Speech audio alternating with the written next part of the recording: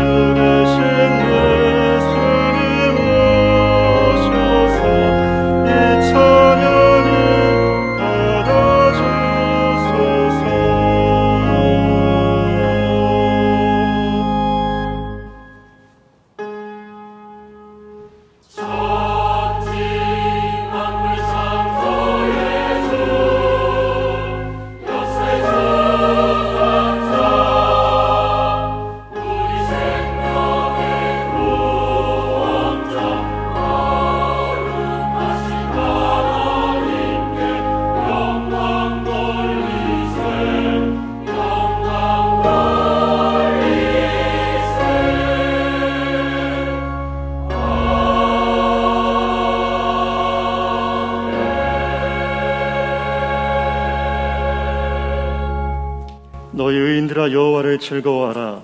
찬송은 정직한 자들이 마땅히 할 바로다. 수금으로 여호와께 감사하고 열줄 비파로 찬송할지어다. 새 노래로 그를 노래하며 즐거운 소리로 아름답게 연주할지어다. 아멘. 하나님 은혜에 감사합니다. 분주한 일상에서도 늘 동행하여 주시고 다시금 주의 전에 나와 주님께 예배하게 하심을 감사드립니다.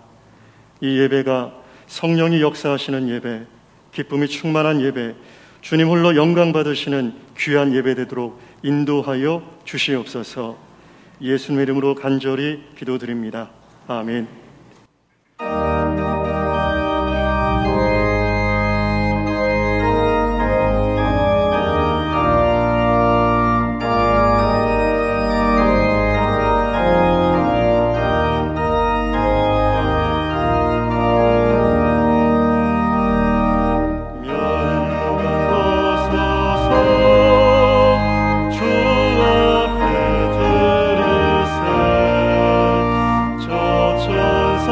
주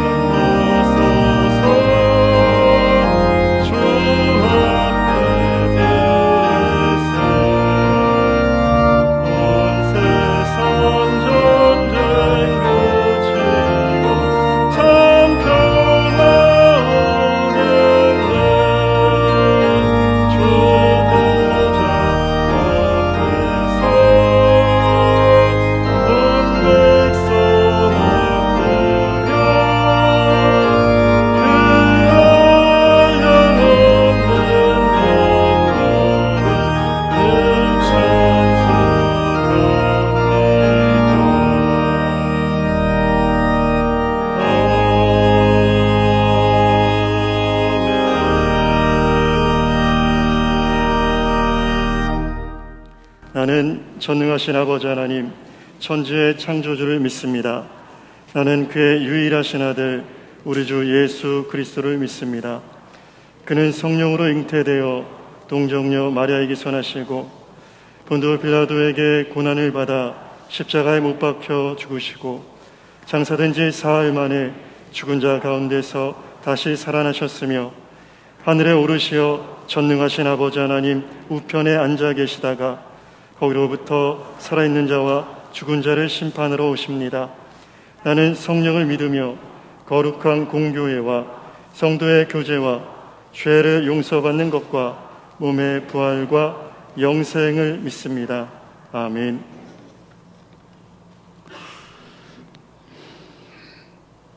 내가 여호와를 항상 송축하며 내 입술로 항상 주를 찬양합니다. 8월 충전의 달 첫째 주 주일 예배로 인도하여 주심에 감사드리오며 예배드리는 모든 이들이 예배의 영을 부어주시고 이 시간 드려지는 예배와 찬양이 주님께 상달되며 주 안에서 살기를 원하는 모든 성도들에게 임하여 주셔서 은혜의 시간 되게 하여 주시옵소서. 주일 예배를 통하여 축복의 시간으로 인도하여 주시고 성령님이 임하시는 귀한 시간이 되게 하여 주시옵소서. 영원하신 하나님이 우리를 이처럼 죄 가운데 살리고 구원하여 주심은 영원하지 못한 저희들을 사랑하사 영혼 구원으로 인도하여 삶의 목적을 바로 알게 하여 나의 소명을 잘 감당하도록 하시고자 함에 감사드리며 진행케 하옵소서. 사랑의 하나님 아버지, 지난 한 주간도 구원받은 자녀로서 세상에 의미 없는 욕심에 매여 살았음을 고백합니다. 세상의 삶이 우선이 되어 세상의 편안한 목적을 위해서만 열심을 다함에 회개합니다. 주님 뜻대로 살지 못하고 거룩하지 못한 모든 죄를 이 시간 회개하오니 주님 정결케 씻어주시옵소서. 주님의 인도하심에 순종하며 따르며 지킴으로 늘 기쁨으로 살아가게 하옵소서. 저희들의 무거운 짐 맡아 평안 주시고 저희들을 정결케 하사 충만한 은혜 내려주시며 늘 성령 충만한 삶으로 살아가게 하옵소서. 사랑의 하나님 아버지, 코로나19로부터 혼돈된 믿음 생활에서 다시 변형 코로나로 인한 제약으로부터 동요되거나 믿음이 나약하지 않도록 붙잡아 주시옵소서. 지금까지 겪은 경험을 토대로 우리가 이겨낼 길은 말씀과 기도를 더더욱 열심을 더하여 살아가게 하여 주시옵소서. 하나님 아버지, 주님의 몸된 강서교회를 위해 기도드립니다. 그동안 많은 은혜 가운데 복내려 지켜주심에 감사드립니다. 주님의 비전을 이루는 교회가 되기 위하여 하나님 뜻을 바라보고 하나님이 원하는 바를 이루며 나아가기를 원하옵나이다. 예수님이 이 땅에서 보내신 삶을 통하여 어렵고 힘든 이가 위로받고 힘을 얻게 하옵시며 해외에서 몸바쳐 힘쓰는 선교사님들을 위로하여 주시고 힘든 가운데 애쓰는 선교사님들의 힘이 되는 강서교회가 되길 기도드립니다. 또한 올 한 해 준비하는 50주년 준비계획이 주님의 뜻에 의한 계획 속에 이루어 나가길 기도드립니다. 경애로우신 하나님 아버지, 나라를 위해 기도드립니다. 도덕적인 인성과 상식이 먼저 지켜지는 나라 되게 하옵소서. 무엇보다 하나님 나라의 질서를 토대로 헌신하며 실천하는 위정자가 되게 하여 주시옵소서. 주여 하나님 아버지, 교회 학교를 위해 기도드립니다. 모든 성도들이 어린 심령을 품고 기도하는 가운데 여름 성경학교 위에 학예 수련회가 잘 감당하게 하여 주심에 감사드립니다. 진행 중인 중등부와 끝나지 않은 청년부 수련회도 주님의 사랑과 은혜가 충만함으로 더해 주셔서 더욱더 부흥되는 여름 성경학교가 되길 기도드립니다.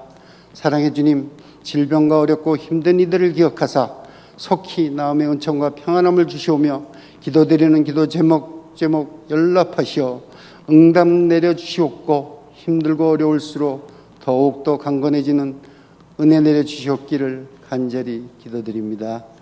오늘 말씀을 들어 전하실 이덕한 담임 목사님의 말씀을 통하여 삶의 지혜와 올바른 말씀 지킴을 더하여 주셔서 영원 구원 확신을 갖고 선하고 진실한 그리스도로 살아가는 자녀 되게 하옵소서. 귀한 찬양을 주님께 올리는 할렐루야 찬양대의 찬양을 흠양하여 주시옵시며 한없는 은혜 가운데 축복 내려 주시옵고 묵묵히 헌신 봉사하는 손길 기억하사 한량없는 은혜로 살아가게 하옵소서. 주 여호와 하나님 아버지, 8월 충전의 달 믿음의 충만함 속에 작은 일에 충성하며 죽도록 끝까지 충성함으로 주님께 칭찬받는 자녀 되기를 원하오며 우리들을 구원하신 예수님의 이름으로 기도드립니다. 아멘.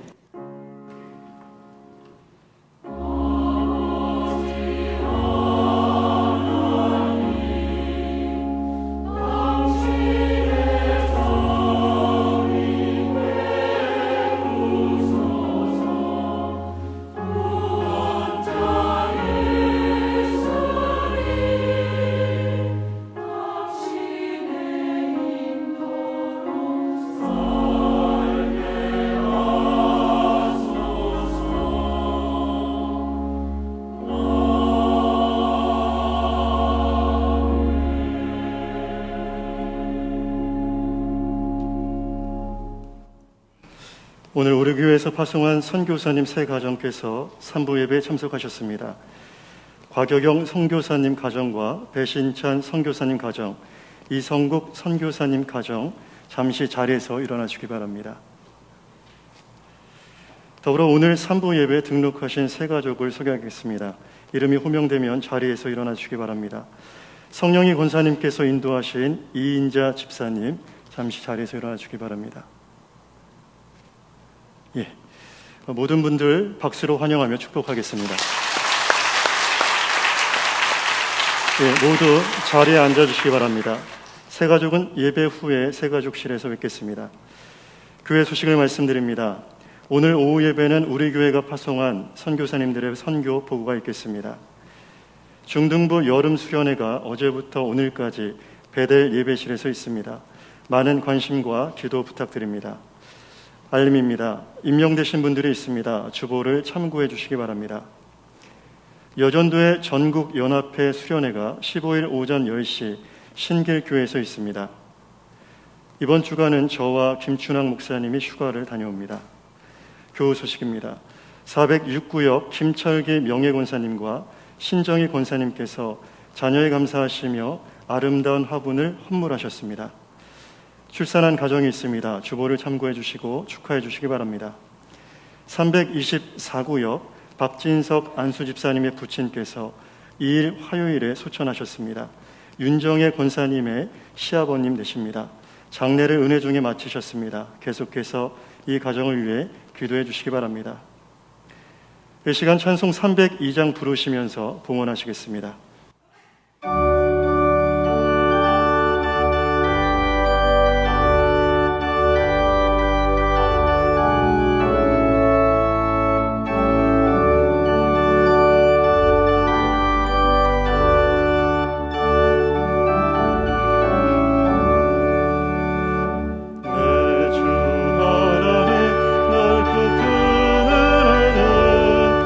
큰 바다보다 깊다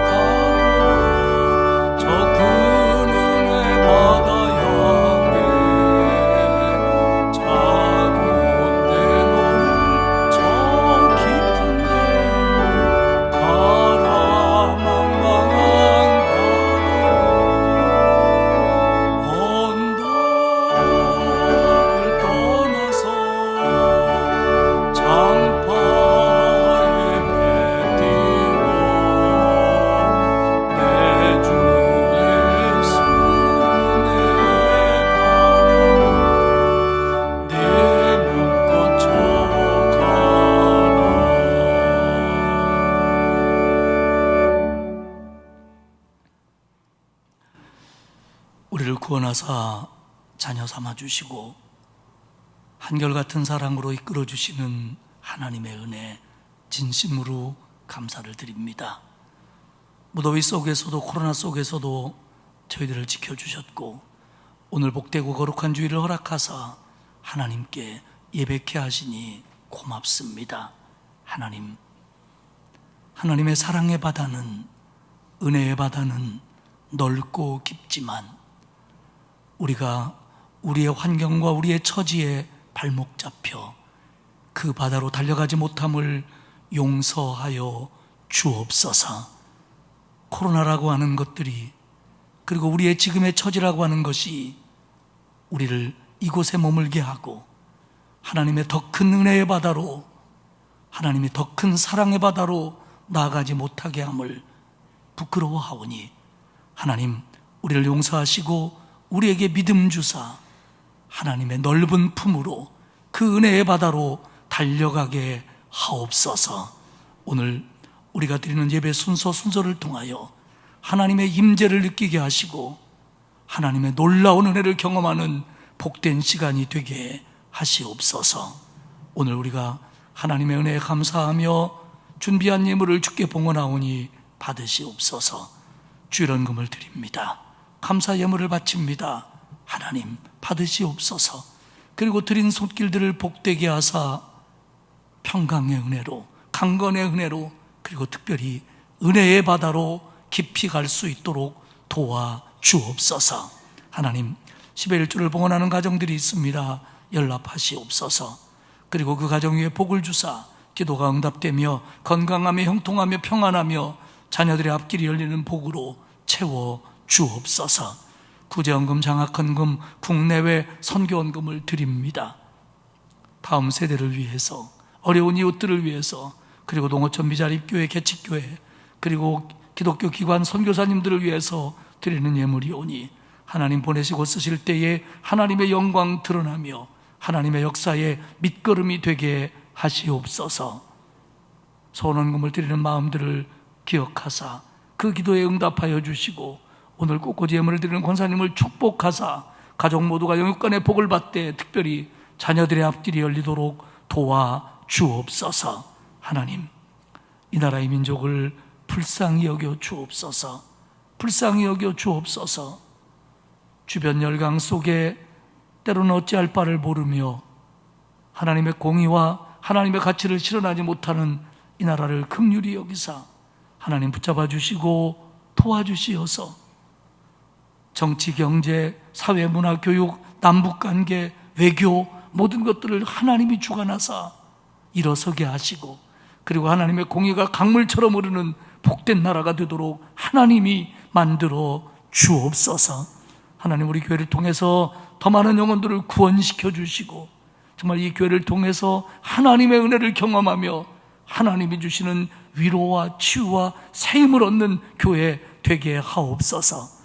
연로하신 어른들에게 더욱 그리하여 주시고 하늘의 소망으로 힘 주시며 병약한 성도들, 크고 작은 질병으로 고통받고 부상당하고 수술해야 되고 그리고 입원 중이고 요양원에 있고 또 여러 가지 물질적인 고통을 당하고 가정적인 어려움 있는 성도들, 하나님 그 모든 어려움 가운데서도 주님이 도와주심으로 말미암아 놀라운 은혜를 경험하며 해결의 은혜를 맛보도록 주여 도와주옵소서.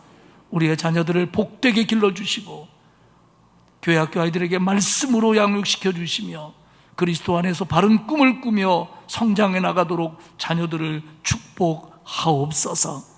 이번 한 주간도 코로나와 무더위로 여러 가지 어려움들이 우리를 엄습하겠지만 하나님 한 사람 한 사람 붙들어 주시어서 기쁨과 감사로 승리케 하시옵소서. 휴가 중인 성도들 또 오고 가는 성도들을 안전하게 돌보아 주시고 특별히 우리 교회 방문한 우리 선교사님들에게 함께 하시며 오후 예배에도 은혜 주옵소서. 하나님, 이 예배를 통하여 우리를 만나 주시고 말씀해 주시고 우리를 얽매이게 하는 것들로부터 벗어나 은혜의 바다로 달려가는 귀한 시간이 되게 하시옵소서. 감사드리며 예수님의 이름으로 기도하옵나이다. 아멘.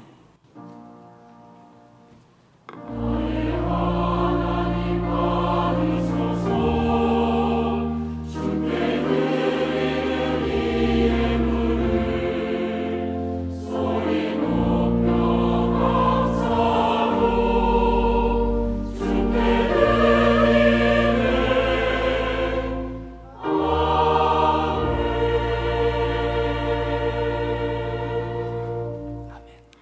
하나님의 말씀은 사도행전 18장 5절에서 11절까지의 말씀입니다. 신약성경 218페이지입니다. 봉독하겠습니다. 실라와 디모데가 마게도냐로부터 내려오매 바울이 하나님의 말씀에 붙잡혀 유대인들에게 예수는 그리스도라 밝히 증언하니 그들이 대적하여 비방하거늘 바울이 옷을 털면서 이르되 너희 피가 너희 머리로 돌아갈 것이요 나는 깨끗하니라. 이후에는 이방인에게로 가리라 하고 거기서 옮겨 하나님을 경외하는 디도 유스도라 하는 사람의 집에 들어가니 그 집은 회당 옆이라. 또 회당장 그리스보가 온 집안과 더불어 주를 믿으며 수많은 고린도 사람도 듣고 믿어 세례를 받더라. 밤에 주께서 환상 가운데 바울에게 말씀하시되 두려워하지 말며 침묵하지 말고 말하라. 내가 너와 함께 있음에 어떤 사람도 너를 대적하여 해롭게 할 자가 없을 것이니 이는 이 성중에 내 백성이 많음이라 하시더라. 1년 6개월을 머물며 그들 가운데서 하나님의 말씀을 가르치니라. 아멘. 할렐루야 찬양대회 주 영광 찬양 후에 담임 목사님께서 두려워하지 말고 말하라 제목으로 말씀 증거하시겠습니다.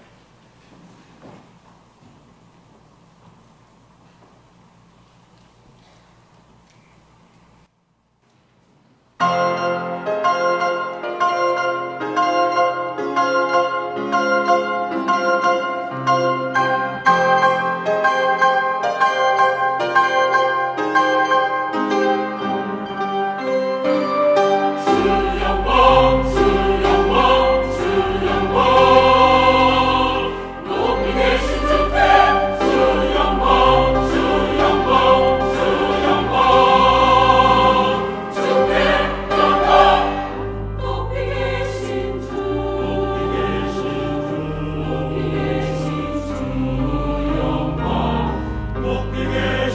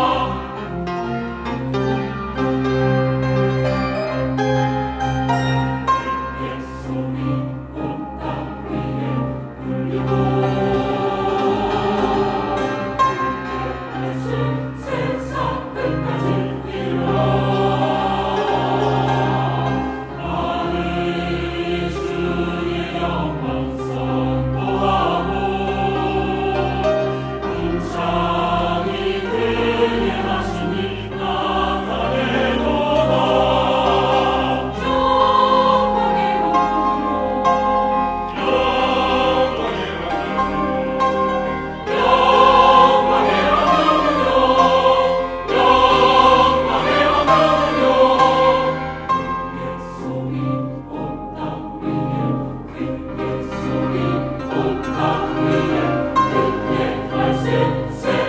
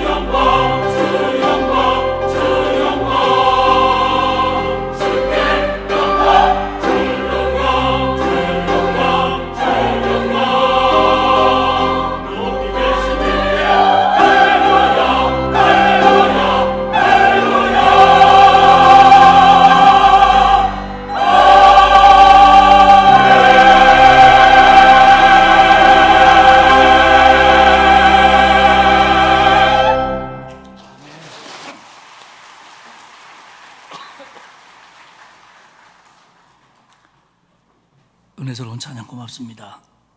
오늘 찬양을 들으니까 막 제가 힘이 나네요. 선교사님들 오해하지 마세요.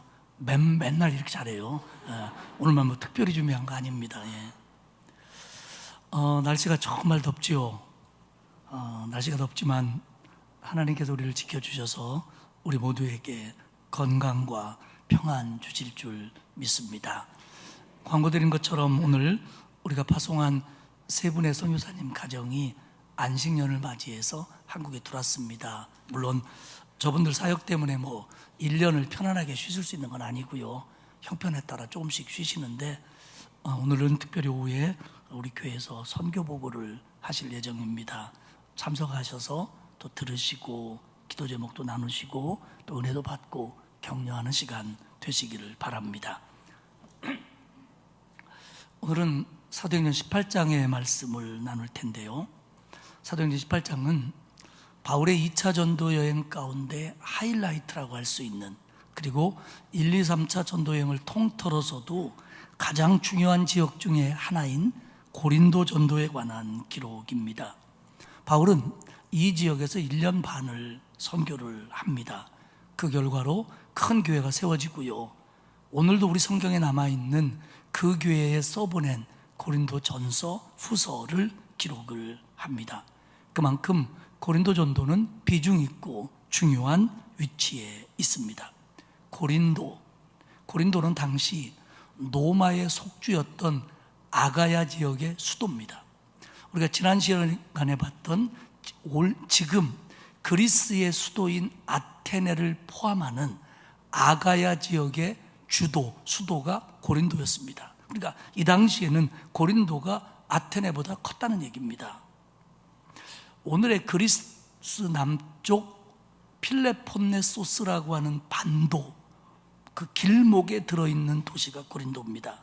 그래서 양쪽에 항구가 있어서 레케움 그리고 갱그리아라는 항구가 있어서 그 당시에 해로의 요충지입니다. 고린도를 통해서 지중해로 에게해로, 이오니아해로, 흑해로 나갈 수 있는 요충이었기 때문에 교통, 상업, 정치의 중심지가 되었고 당시 인구가 60만이나 되는 대도시였습니다. 고린도의 종교는 물론 헬라의 여느 도시들처럼 우상을 숭배하는 다신교였고요. 특별히 그 도시는 고대에 있어서 성적으로 음탕했던 것으로 유명한 도시가 바로 이 고린도입니다. 고전 헬라어에서 코린티아 조마이라는 단어가 있습니다. 코린티아 조마이, 고린도 사람처럼 행동하다, 그런 뜻인데 이 말의 속뜻은 음탕하다, 성적으로 방종하는 사람이다, 그런 뜻입니다. 그리고 또 고전 헬라어 중에서 고린티라이 코라이라는 단어가 있는데 이건 뭐냐면 고린도의 여자들이라는 뜻입니다.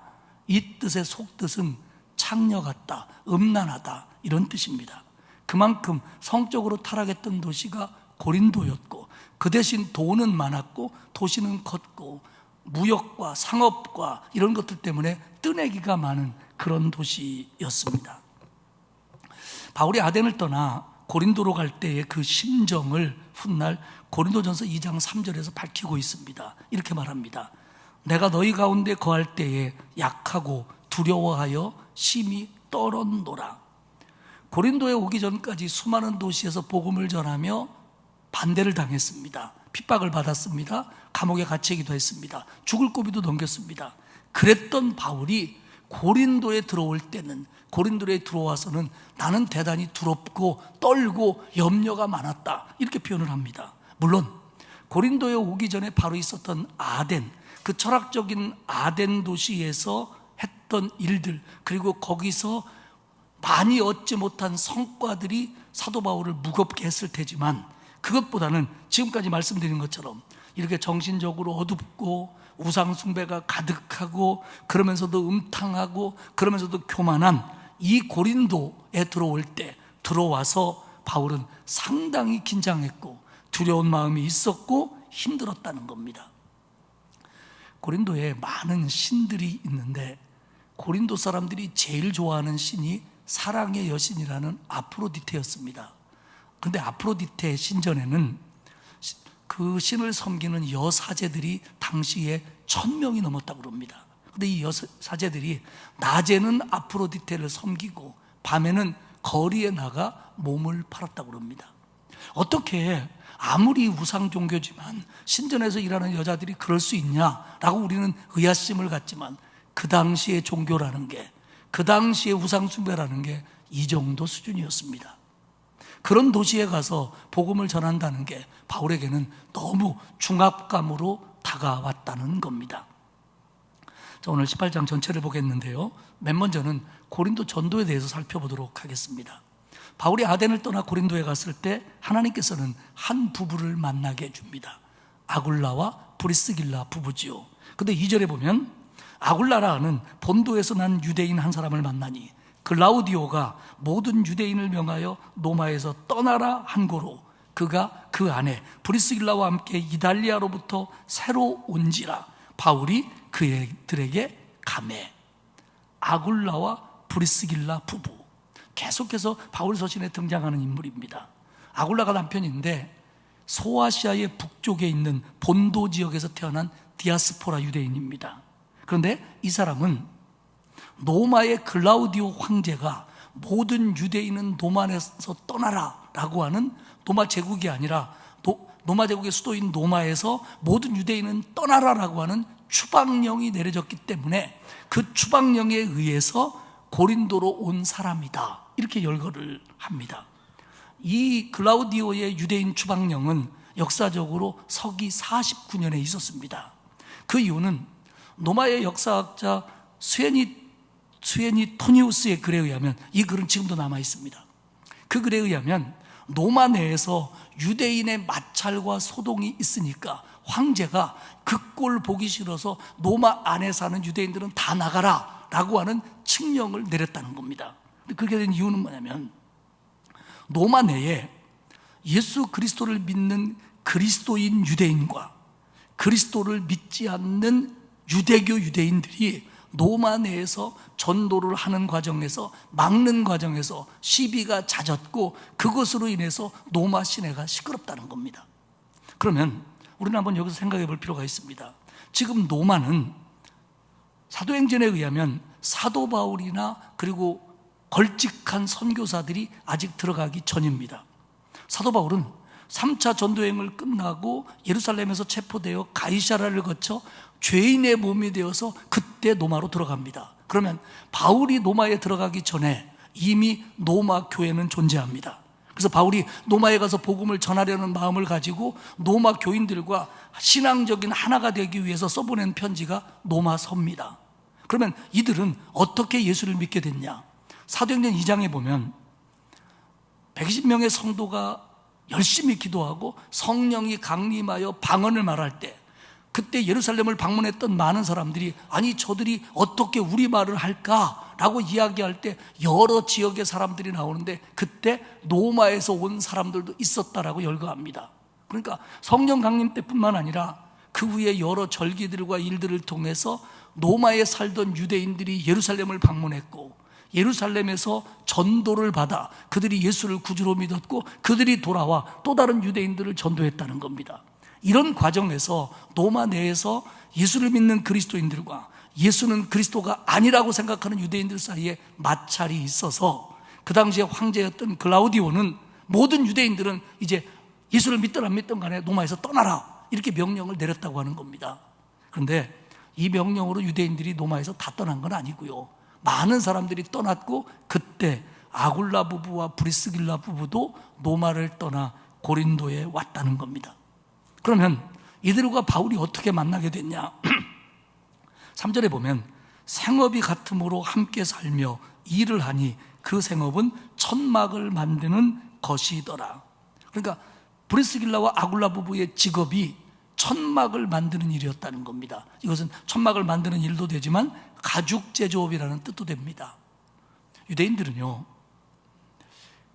아무리 공부를 하고 어떤 일을 하더라도 자기의 생업을 위해서 기술 하나를 가르치는 것을 유대인의 특성으로 알고 있습니다. 그렇기 때문에 바울은 율법을 공부한 전문 랍비였지만 율법을 공부하면서 자기가 어떤 기술 하나를 배우는 것을 전통으로 알았고 그는 텐트 만드는 직업을 갖는 그런 기술을 가졌다는 겁니다. 그래서 사도 바울은 고린도에 와서 아무도 도와주지 않기 때문에 텐트 만드는 일을 통해서 생업을 유지했고, 그리고 안식일에는 회당에 가서 복음을 전했고, 그러는 과정에서 같은 디아스포라 유대인이고 그리고 생업도 같다 보니까 자연스럽게 아굴라와 브리스길라 부부를 만나게 됐다는 겁니다. 근데 이 사람은 고린도에 올 때 이미 로마에서부터 예수님을 믿는 사람이었습니다. 아굴라와 브리스길라 부부는 이때부터 바울의 조력자가 되어서 50년에서 53년까지는 고린도에서, 53년에서 57년까지는 에베소에서, 그리고 57년 이후 62년까지는 로마에서 바울의 후원자가 되고 동역자가 되어 신실하게 그 일을 감당합니다. 바울은 고린도에서 다른 곳과 다름없이 사전에 보면 안식일에 바울이 회당에서 강론하고 유대인과 헬라인을 권면했습니다. 그러니까 회당에 들어가서 아직 예수님을 모르는 유대인들, 그리고 하나님을 섬긴다고 하지만 예수님을 믿지 않는 이방인들, 그들을 놓고 강론, 구약을 바탕으로 말씀을 가르치고 대화를 하고 그리고 권면했습니다. 권면하다, 이 단어는 시도하다, 설득하다라는 뜻입니다. 그러니까 당신들 보시오, 구약에서 얘기한 메시아가 그리스도입니다. 그러니 믿어야 됩니다. 이런 일들을 했다는 겁니다. 그런데 그러는 과정에 5절에 보면 실라와 디모데가 마게도니아에서 내려옵니다. 베레아에서 고발로 인해서 급하게 바울이 아덴으로 내려올 때 실라와 디모데는 그곳에 남았습니다. 근데 이 실라와 디모데가 바울이 고린도에 있다는 소식을 듣고 고린도로 오는데 두 가지를 가지고 옵니다. 하나는 소식입니다. 그 소식은 뭐냐면 빌립보나 베레아나 데살로니가 같은 마게도니아 지역에 있는 교회들이 그렇게 핍박이 있고 박해가 있음에도 불구하고 믿음을 잘 지키고 있고 신앙이 잘 성장하고 있습니다라고 하는 귀한 소식을 가져옵니다. 두 번째는 재정적인 후원입니다. 빌립보 교회가 사도 바울을 돕기 위해서 루디아를 중심으로 헌금을 했고, 그리고 그것을 실라와 디모데가 가지고 고린도까지 온 겁니다. 이런 사실들이 데살로니가 전서라든지 고린도 후서에 자세하게 기록이 되어 있습니다. 바울은 이 소식을 듣고 힘을 얻습니다. 그들이 핍박을 받았지만 여전히 견뎌내고 있구나, 고맙다, 그런 마음이 있었고, 그리고 빌립보 교회의 재정적인 후원으로 인해서 그 장막을 깁는 일을 더 많이 하지 않아도 생활 보장이 어느 정도 되었고, 그래서 복음 전하는데 더 시간을 많이 할애합니다. 그래서 5절에 보면 바울이 하나님의 말씀에 붙잡혀 유대인들에게 회당에서 예수는 그리스도다 밝히 증언합니다. 하지만 일부 유대인은 받아들였지만 많은 유대인들이 받아들이지 않습니다. 그리고 대적하며 비방합니다. 그 유대인들은 자기들은 비록 고린도에 살고 혹은 로마에서 왔다고 할지라도 자기들의 동족인 유대인들이 예루살렘에서 십자가에 못 박은 죄인 예수가 메시아일 수는 없다는 겁니다.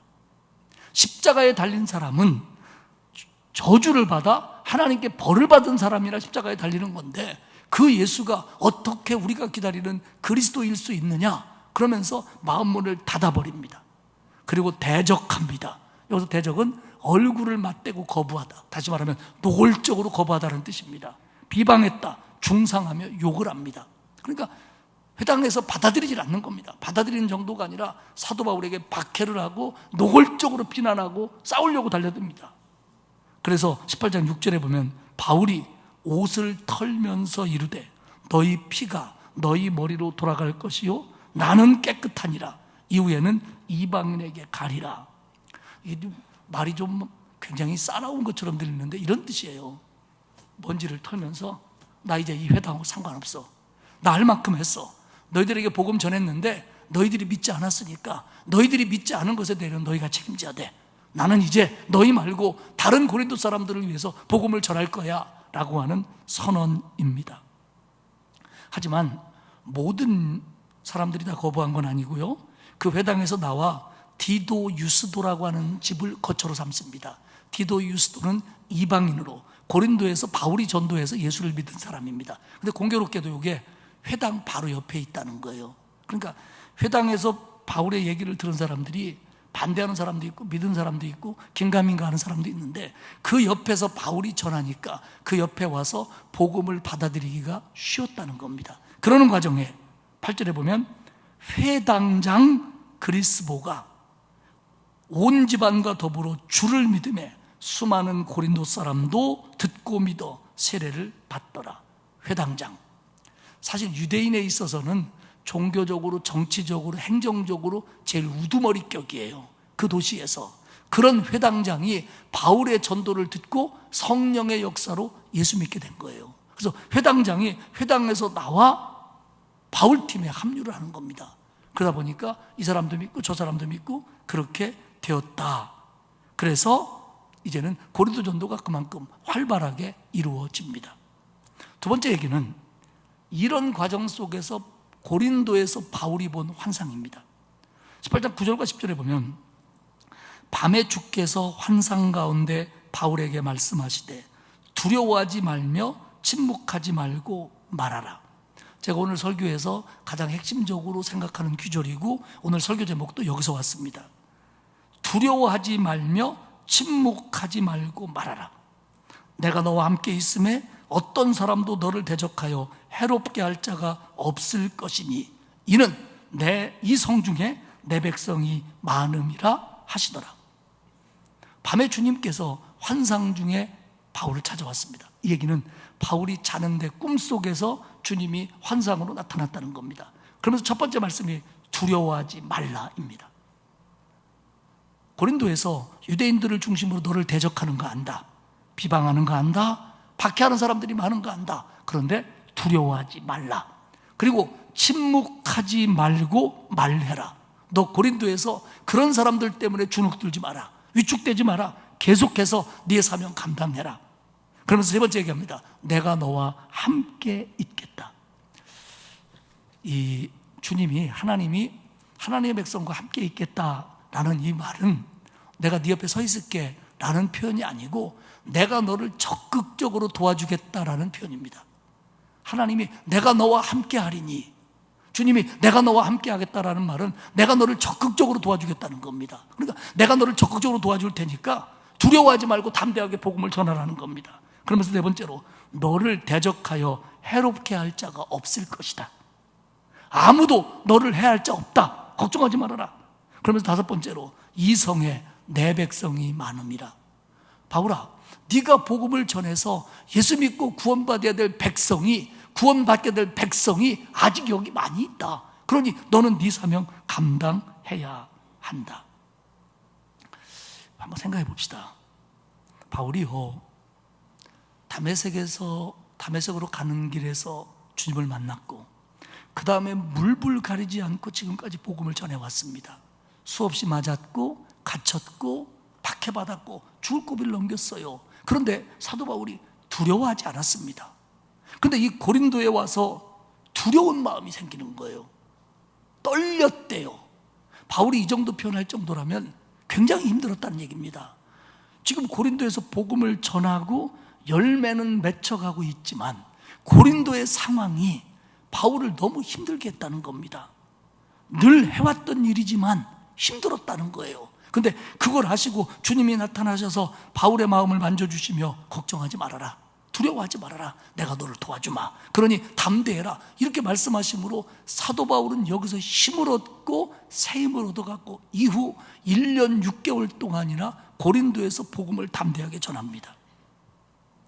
복음을 전하다가 당하는 고난이 바울에게 이번 처음이 아닙니다. 힘든 여건 속에서 맨 땅에 헤딩해 본 것이 지금이 첫 번째가 아니에요. 그런데 잘 이겨왔던 바울이 여기서는 힘이 들었다는 겁니다. 아덴의 문제도 있었고 고린도의 문제도 있었다는 거예요. 사랑하는 여러분, 우리가 교회 일이든 가정 일이든 세상에서 직장 생활하고 사업을 하고 살아가는 모든 일이든 지금까지 해왔던 일이지만, 내 나름대로 감당해왔던 일이지만, 그런대로 내가 견뎌왔던 일이지만 어떤 때는 정말 힘들고 정말 쓰러질 것 같고 이것 때문에 두렵고 떨리고 낙심되고 여기서 포기할 것 같고 여기서 감당 못할 것만 같은 때가 우리에게 찾아온다는 겁니다. 저는 우리들의 성도들의 살림살이를 다는 모릅니다. 그러나 쉬운 삶을 살아가는 성도는 하나도 없습니다. 그죠? 어려운 중에도, 힘든 중에도, 아픈 중에도, 그 문제 있는 중에도 하나님이 힘 주셔서 견디고 견뎌왔는데, 이번 일에는 이제는 더는 못할 것 같고 못 이겨낼 것 같고 여기서 꼭 질 것만 같고 쓰러질 것만 같은 상황이 우리에게 오기도 하고 올 수도 있다는 거예요. 그러나 여러분, 걱정하지 마십시오. 나보다 나를 더 사랑하시고 나를 나보다 더 잘하시는 주님이 찾아오셔서 우리를 만져주시며 우리에게 힘을 주시며, 안다, 힘들지, 하지만 너 해낼 수 있어, 내가 있잖아, 내가 너를 도와줄게, 그러니 담대하게 하나님의 일도 하고 너 그 일도 하고 그것도 하고 가정도 돌보고 해, 내가 도와줄게. 바로 이 말씀입니다. 바울 같은 이도 힘이 들었기 때문에 주님이 꿈속에 친히 나타나셔서 그렇게 해주신 겁니다. 사랑하는 여러분, 우리가요, 예배드릴 때, 찬송 부를 때, 혹은 교회에서 가정에서 기도할 때, 하나님의 말씀을 읽을 때, 말씀을 들을 때, 그리고 직장에서 어떤 일을 할 때, 가정에서 어떤 일을 부딪힐 때, 그때 하나님이 주시는 생각들이, 그것이 은혜가 되어서 우리를 새롭게 하며 우리를 격려케 하며 이 힘들고 어려운 현실 하나하나를 이기게 하신다는 걸 믿으시기를 축복합니다. 나와 함께 하시는 주님을 믿고 나를 구체적으로 도와주시는 주님을 의지하고 우리는 해왔던 것처럼, 아니 더 순종하며 이 길을 가는 겁니다. 그러면 하나님이 그 일을 감당케 하실 줄 믿습니다. 그러고 났는데 고발 사건이 터져요. 아니나 다를까 12절에 보면 갈리오가 아가야 총독되었을 때에 유대인이 일제히 일어나 바울을 대적하여 법정으로 데리고 가서, 그 정도 핍박하면 사도 바울이 그만둘 줄 알았는데 더 힘을 내면서 열매가 맺혀가는 겁니다. 그랬더니 유대인들이 갈리오라고 하는 사람이 아가야의 총독이 되어서 고린도로 부임했을 때 이 새 총독은 우리의 말을 들어주고 고린도의 평안을 위해서 바울을 처리해 주겠지, 이렇게 믿고 일제히 일어나서 바울을 끌고 법정으로 갑니다. 근데 죄명이 뭐냐면 13절에 보면 말하되 이 사람이 율법을 어기면서 하나님을 경외하라고 사람을 권한다 하거늘. 이 사람이 유대인의 전통적인 율법이나 전통적인 방법이 아닌 다른 방법으로 하나님을 믿으라고 말합니다. 이렇게 고발하는 거예요. 그러면 이게 무슨 죄가 되겠냐, 우리가 이렇게 생각할 수 있지만 그렇지 않아요. 유대인의 율법과 다른 방식으로 하나님을 믿으라고 한다는 말 속에는 로마가 많은 나라들의, 자기들이 지배하는 나라들의 종교들을 인정했고 그 방법들을 허가했는데, 지금까지 유대인의 방법으로 하나님을 믿는 방법을 로마가 허가했다는 겁니다. 그런데 바울은 그 허가한 방법이 아닌 다른 방법으로 하나님을 믿으라고 그런다, 예수 그리스도의 십자가를 통해서 예수를 믿으라고 한다라는 말인 겁니다. 그렇기 때문에 결국 이 말은 지금 기독교인들이 고린도에서 하는 짓은 로마가 허락한 범위 내를 벗어났습니다. 그러니까 이 도시를 혼돈시키고 있습니다 라는 의미입니다.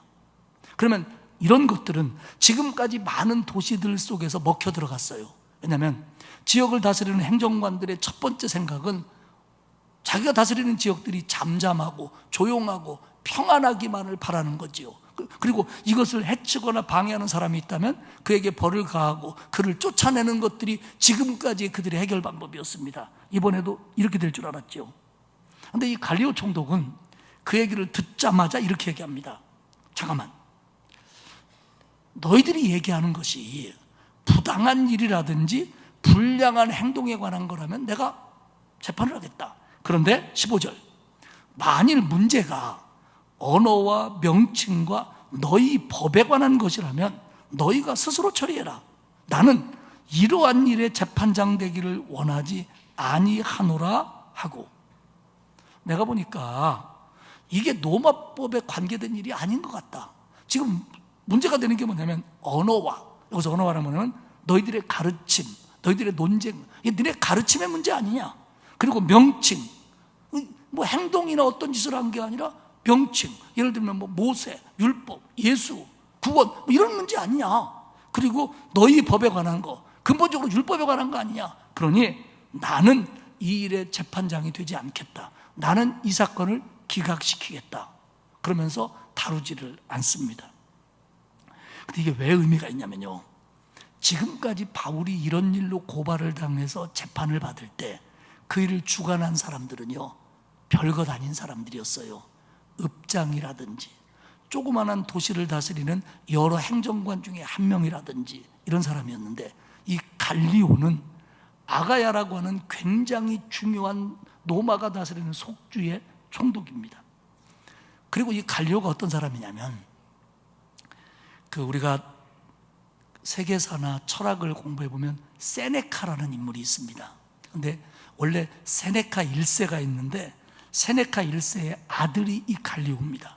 그리고 우리가 세네카 그의 명언 이런 얘기하는 그 세네카는 세네카 2세입니다. 세네카 2세는 갈리오의 형입니다. 근데 이 세네카 2세가 누구냐면 네로 황제의 스승이었고, 갈리굴라부터 시작해서 네로까지 로마에서 굉장히 권력을 가진 사람이고요. 이 세네카는 철학자고 정치가고 그리고 스토아 학파의 거부고, 그리고 정말 로마를 좌지우지하는 사람이었어요. 그리고 로마에서 집정관입니다. 그의 동생인 갈리오였고, 갈리오도 집정관이 되어서 아가야 지역 고린도의 총독으로 온 겁니다. 그리스 중부에 델피라고 하는 지역이 있는데, 델피를 발굴하다가 하나의 비문이 쓰여져 있는 돌이 나옵니다. 근데 그 돌에 뭐라고 쓰였냐면, 갈리오가 서기 51년에 아가야 총독에 취임했다라고 하는 글이 지금도 돌에 남아 있습니다. 그러니까 나중에는 네로가 이제 사람이 이상해져 가지고 어머니도 죽이고 다 죽이는데, 결국 이 세네카의 집안, 갈리오의 집안도 자기를 해치려고 한다 그래갖고 나중에는 다 죽습니다만은, 그러나 적어도 갈리오가 고린도에서 했던 이 재판은, 고린도에 가면 그 재판했던 자리들이 지금도 남아 있어요. 근데 그 재판했던 의미는 뭐냐면, 유대교가 그렇게 법을 어긴다고 말하는 기독교인들이, 적어도 기독교는 로마 법에 의해서 보호받으면 안 된다고 하는 유대인의 주장이 잘못되어 있고, 바울과 기독교인들이 로마의 공공질서를 해하지 않는다면 로마법이 유대교에 부과한 종교적인 특권을 기독교인도 누릴 수 있다라고 하는 판정입니다. 이 갈리오의 판정이 그 후 10년, 12년 동안 네로가 기독교를 박해하는 사건이 일어날 때까지 거의 로마 제국 모두에서 통하는 판례가 됩니다. 물론 나중에 어떤 도시의 행정관들이 이 사이에도 기독교를 박해하는 경우가 생깁니다만은, 적어도 로마에 의한 박해는, 적어도 행정관들이 유대교표를 들고 기독교인들을 박해하는 일은 이 갈리오의 판정으로 상당 부분 완화가 됐다는 것이 역사적인 사실입니다. 그만큼 갈리오가, 이 가문이 영향력 있는 사람이었고, 왜 고린도에서 하나님께서 복음 전파가 잘 되는 과정 속에서도 이런 일들이 일어나서 사도 바울이 이 일을 통해서 하나님이 자기와 함께하는 걸 느끼고, 그리고 오히려 그리스도인들이 자신들의 자리를 확실하게 지킬 수 있는 그런 기회가 됐다는 겁니다. 하나님의 놀라운 손길입니다. 어쩌면 이런 일들 때문에 사도 바울을 아덴에서 빨리 고린도로 보냈는지도 모르고요. 바울은 여기서 한참 복음을 전하다가 나중에 이제 고린도를 떠납니다. 18절에 보면, 바울은 더 여러 날 머물다가 형제들과 작별하고 배를 타고 수리아로 떠나갈새 브리스길라와 아굴라도 함께 하더라. 바울이 일찍이 서원이 있으므로 겐그리아에서 머리를 깎았더라. 겐그리아 항에서, 그리스에서 터키 항으로 이제 가는 거죠. 근데 여기서 그 에베소를 거칩니다. 물론 이때는 짧게 거쳤고요, 나중에 3차 때 다시 오죠. 그리고 가이사라를 들렸다가 자기를 파송한 수리아의 안디옥으로 돌아갑니다. 우리는 지난 몇 주에 걸쳐서 바울의 2차 전도여행을 살펴봤습니다. 바울은 소아시아주에서 복음을 전하고 싶었습니다. 그런데 하나님이 막으셨고, 자신의 계획이 아닌 하나님의 계획대로 마게도니아로 가게 했고, 빌립보, 데살로니가, 베레아, 아덴, 고린도까지 지금 복음을 전하면서 내려왔습니다. 그러면서 수없이 거부당했고, 수없이 대적하는 사람을 만났고, 비방당했고, 고발받았고, 고난과 박해를 받았습니다. 그러나 하나님의 도움으로 그런 과정 속에서도 많은 사람들이 예수를 믿었고 교회 공동체가 세워졌습니다. 그런데 바울은 이런 과정 속에서 상당히 지쳐갔나 봅니다. 같은 일을 반복하면서도, 그리고 우리가 볼 때는 꿋꿋하게 견뎌내는 것 같은데 바울도 사람이라 지쳐갔고 두렵고 떨리고 힘들어했다는 겁니다. 주님은 아셨고 바울에게 찾아오셔서 그래, 두려워하지 말아라. 하지만 네 사명은 감당해야 된다. 침묵하지 말고 말해라. 내가 너와 함께하마. 너를 해할 자 없다. 그리고 너를 통해서 구원받을 사람들이 아직도 고린도에 많이 있다. 그렇게 말씀해 주심으로 고린도 전도를 성공적으로 이끌어갈 수 있다고 하는 겁니다. 다시 말씀드립니다.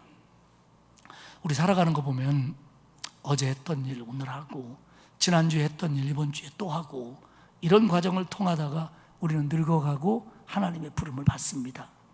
그런 과정에서 편안한 인생이 어디 있고 눈물 없는 인생이 어디 있습니까? 하지만 하나님이 도와주셔서 견뎌내고 이겨내고 때로는 굴곡이 있고 부침이 있을지라도 우리는 여기까지 왔습니다. 그런데 이런 과정 속에서 어떤 때 더 힘들고, 내가 이제 너무 나이를 먹어서 이제 이런 것들을 감당하지 못할 것 같고, 내가 평소에 몸이 약해서 늘 지병이 있었는데 이번 이 병만큼은 내가 이겨내지 못할 것 같고, 이런 생각이 들 때 있습니다. 우리 가족 중에 누군가가 속을 썩여서 그 녀석 위해서 그렇게 기도했고 눈물로 해왔는데 정말 이제는 나는 더는 못할 것 같아, 이런 마음이 우리에게 들 수도 있습니다. 우리가 직장을 다니고 사업을 하고 주부로서, 가장으로서, 할머니로, 할아버지로서, 자녀로서 우리의 몫을 감당하고 있는데 그 속에서도 갈등이 있고 힘들고, 정말 내가 어떻게 해야 될까? 우리는 이런 절벽 같은 현실을 만날 때도 우리에게 있습니다. 물질적으로 어려우면서도 어려운 대로 그렇게 살아왔는데 이제는 정말 힘든 때를 내가 맞은 건 아닌가? 우리는 이럴 때가 있습니다. 못 견딘 것도 아닌데, 지금까지 해왔는데, 견뎌왔는데 이제는 정말 너무 힘든 것 같은 그런 현실을 만날 때가 우리에게는 얼마든지 있다는 겁니다. 바울이 그랬습니다. 해왔습니다. 당해왔습니다. 그런데 이겨냈습니다. 그런데 지금은 너무 힘들다는 겁니다. 그때 우리 주님이 찾아오셔서 그 마음을 어루만지시면서 그래, 안다. 지금까지 너 잘해왔다. 두려워하지 말아라. 두려워하지 말아라. 내가 너를 도와주마. 내가 너와 함께하마. 그런 힘내라. 그리고 네 사명 침묵하지 않고 전도하는 거잖냐. 너 그거 해라. 그럼 내가 너를 도와주마. 오늘 이 얘기는 우리가 꼭 헌신에 관한 얘기, 전도에 관한 얘기, 이런 얘기뿐만이 아닙니다. 오늘 우리가 살아가는 우리의 삶 속에서 수없이 만나는 어려움들 가운데서, 그래서 절망하고 포기하고 쓰러지고 넘어지고 자빠지고 유독 이번만큼은 더 힘든 것 같은 그런 현실을 맞이하는 우리에게 하나님은 말씀을 통해서, 기도를 통해서, 찬양을 통해서, 그리고 대화를 통해서, 성경 읽을 때, 그리고 세상을 일할 때도 내게 은혜를 주시며 말씀해 주시면서 내가 있잖아. 내가 여지껏 너와 함께 있잖아.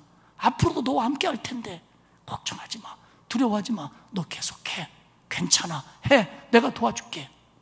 아직도 네가 맺을 열매들이 얼마든지 있어. 해. 오늘 이렇게 말씀해 주신 음성을 들으시기를 축복합니다. 저는 이번 주간에 이 설교를 준비하면서 그 구절을 수십 번 읽었습니다. 수십 번. 그러면서 제 모습을 떠올리기도 하고 성도들을 떠올리기도 하고, 그러면서 제가 성도들 형편 다는 모르지만 어려운 형편 가운데 있는 성도들 너무 많이 알거든요. 얼마나 힘들까? 이번에는 얼마나 힘들까? 여러분, 우리 주님이 저와 여러분 곁에 서서 말씀하십니다. 두려워하지 말아라. 그리고 좌절하지 말고 해. 괜찮아. 내가 도와줄게. 내가 붙들어줄게. 내가 너와 함께 할게. 오늘 그 음성을 들으시는, 그리고 그 말씀을 마음에 새기시는, 그래서 힘내고 이겨내시는 저와 여러분이 되시기를 주님의 이름으로 축복합니다. 하나님 고맙습니다. 감당한다고 해왔는데, 열심히 산다고 살아왔는데,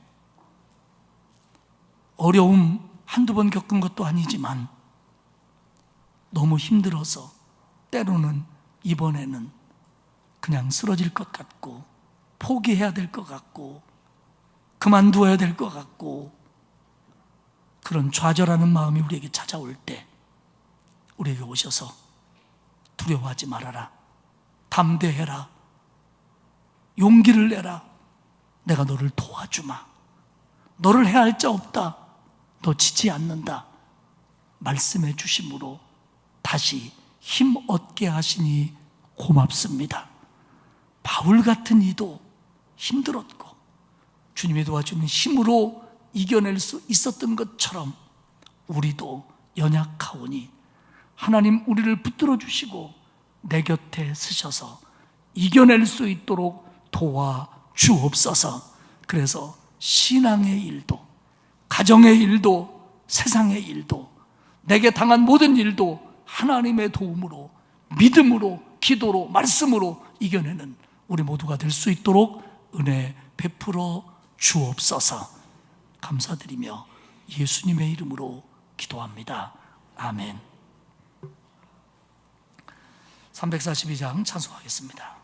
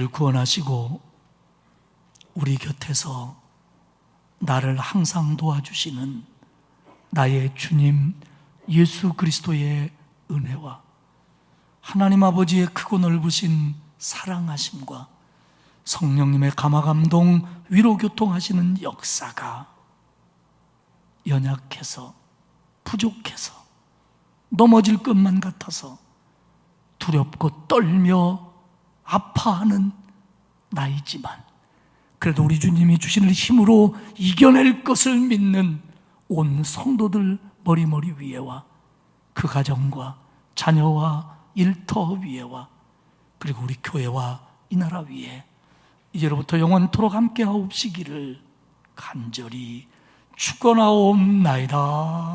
아멘.